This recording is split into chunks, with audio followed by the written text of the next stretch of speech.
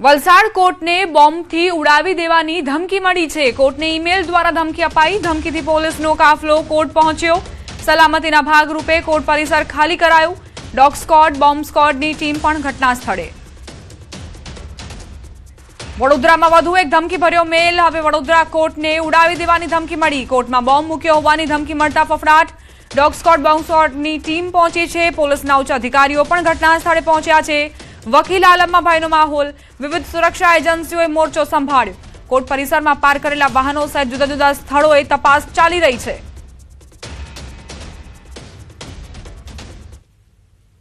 બજીસ્ટારને મળેલો મેલ છે। મેલની અંદર એવું છે કે તમિલનાડુ કોર્ટના કોઈ ચુકાદાને લઈને એના કોઈ રિએક્શન સ્વરૂપે બધી જ કોર્ટોને ઉડાડી દેવામાં આવશે। બપોરે 12 વાગ્યા સુધીમાં એવી ઘટનાના મેલના આધારે અમારી સમગ્ર પોલીસની ટીમ, BDDSની ટીમ, અલગ અલગ બીજી સર્ચ ઓપરેશનની ટીમ અહીંયા આવી ચૂકી છે।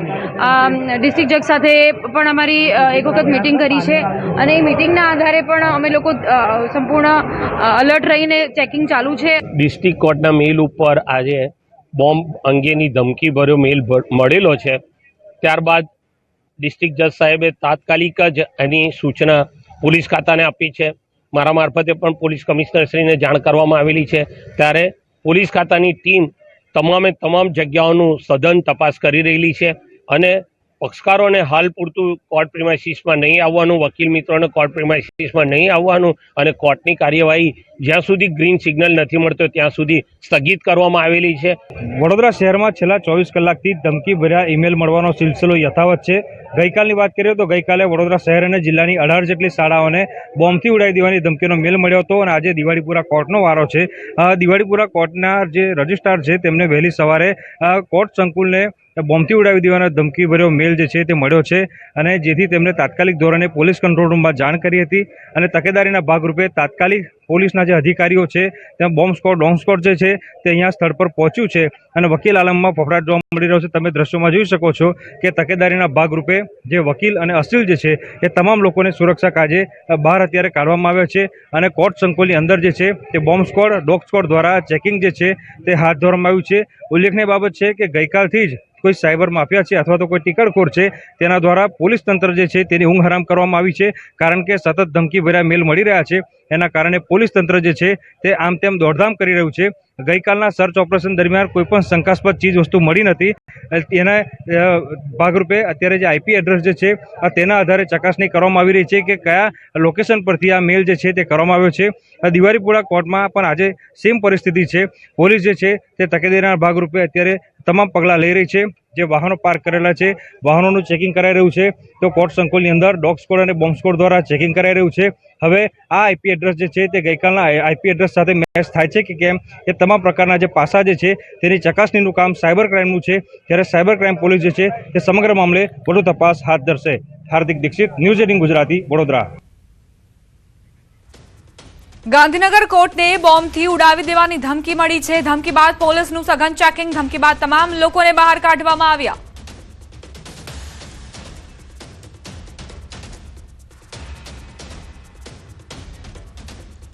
વડોદરા બાદ ગાંધીનગર કોર્ટને પણ ધમકી ભર્યો મેલ મળ્યો હોવાની જાણકારી પ્રાપ્ત થઈ છે।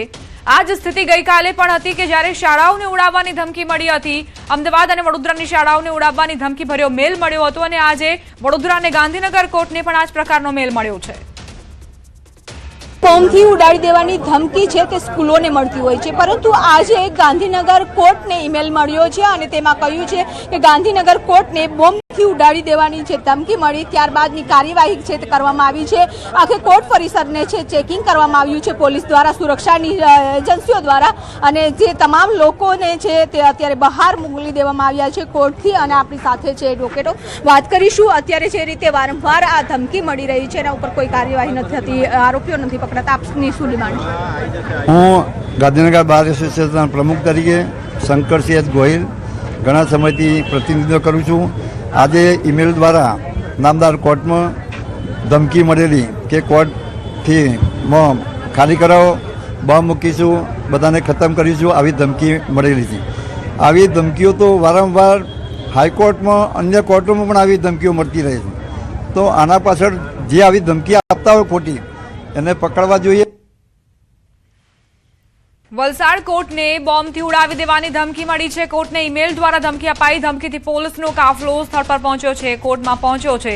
સલામતીના ભાગરૂપે કોર્ટ પરિસર ખાલી કરાવડાવ્યું. ડોગ સ્ક્વોડ અને બોમ્બ સ્ક્વોડની ટીમ તપાસમાં લાગી ગઈ છે. સંવાદદાતા ભરત જોડાયા છે વધુ જાણકારી સાથે.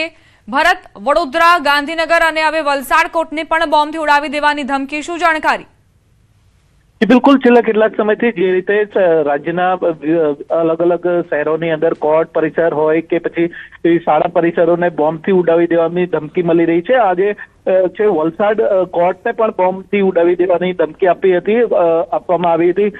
કોર્ટને એક ઈમેલ મળ્યો હતો જેમાં કોર્ટ પરિસરની અંદર બોમ્બ રાખવામાં આવ્યો હોવાનો અને બોમ્બથી કોર્ટ પરિસરને ઉડાડી દેવાની ધમકી આપવામાં આવી હતી. આ ઈમેલ મળતા જ તાત્કાલિક પોલીસને જાણ કરવામાં આવી હતી. ઘટનાની જાણ થતાં જ બનાવને ગંભીરતાથી લઈ તાત્કાલિક વલસાડ પોલીસનો કાફલો તાત્કાલિક સ્થળ પર પહોંચ્યો હતો અને જિલ્લા પોલીસના ઉચ્ચ અધિકારીઓ પણ સ્થળ પર પહોંચી અને કોર્ટ પરિસરના ચપ્પા પર છે ડોગ સ્ક્વોડ અને બોમ્બ સ્ક્વોડ સહિતની સુરક્ષા એજન્સીઓ દ્વારા તપાસ કરવામાં આવી હતી.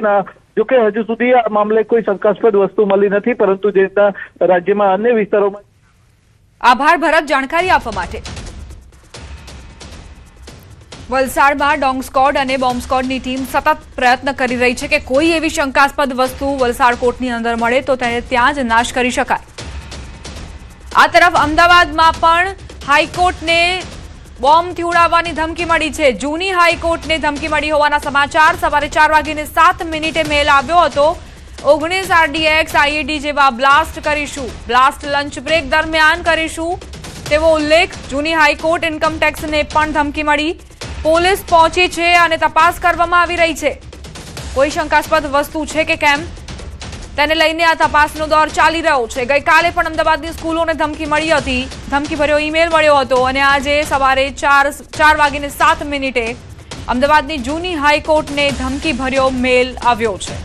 19 RDX અને IED જેવા બ્લાસ્ટ કરીશું તેવી ધમકી આપવામાં આવી છે. બ્લાસ્ટ લંચ બ્રેક સમય દરમિયાન કરીશું તેવી પણ માહિતી આપવામાં આવી છે. મેલમાં ધમકી આપવામાં આવી છે. ઇન્કમટેક્સને પણ ધમકી મળી છે. પોલીસની ટીમો ઘટના સ્થળે પહોંચી ગઈ છે અને ત્યાં તપાસ ચાલી રહી છે. કોઈ શંકાસ્પદ વસ્તુ છે કે કેમ તેની તપાસ ચાલી રહી છે. અલગ અલગ દ્રશ્યો તમને દર્શાવી રહ્યા છીએ વડોદરા, ગાંધીનગર અને વલસાડના, કે જ્યાં ધમકીભર્યા મેલ કોર્ટને મળ્યા છે. અત્યાર સુધી શાળાઓને ધમકીભર્યા મેલ મળી ચૂક્યા છે. કોર્ટમાં પણ ધમકીભર્યા મેલ મળ્યા હોવાની જાણકારી પ્રાપ્ત થઈ ચૂકી છે. આ પહેલા પણ થોડાક દિવસ પહેલા આ જ પ્રકારની મોડસ ઓપરેન્ડી આરોપીઓએ અપનાવી હતી અને વધુ એક વખત પહેલા શાળાઓને ધમકી મળી અને ત્યારબાદ કોર્ટને. આ જ પ્રકારની મોડસ ઓપરેન્ડી થોડા દિવસ પહેલા પણ સામે આવી હતી અને વધુ એક વખત આ જ પ્રકારની ધમકી આપવામાં આવી છે. અમદાવાદની જૂની હાઈકોર્ટમાં પણ ધમકીભર્યો મેલ આવ્યો છે. વહેલી સવારે 4:07 આ મેલ મળ્યો હતો.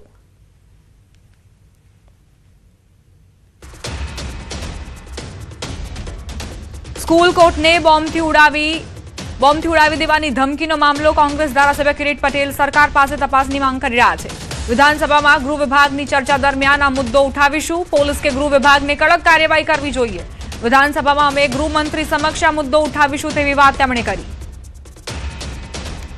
આવી ખોટી ધમકીઓ આપી અને રાજની અંદર ડરનો માહોલ પેદા કરનારની સામે કડકમાં કડક કાર્યવાહી કરો. તમે એમના વરઘોડા કાઢો, અમે તમને સાથ આપીશું. વિધાનસભા ફ્લોર ઉપર જ્યારે ગૃહ વિભાગની ચર્ચાઓ આવશે અથવા આ પ્રમાણેની અમે ખાસ તાકીદની નોટિસ આપી અને આ મુદ્દો ચર્ચામાં લેવાના છે.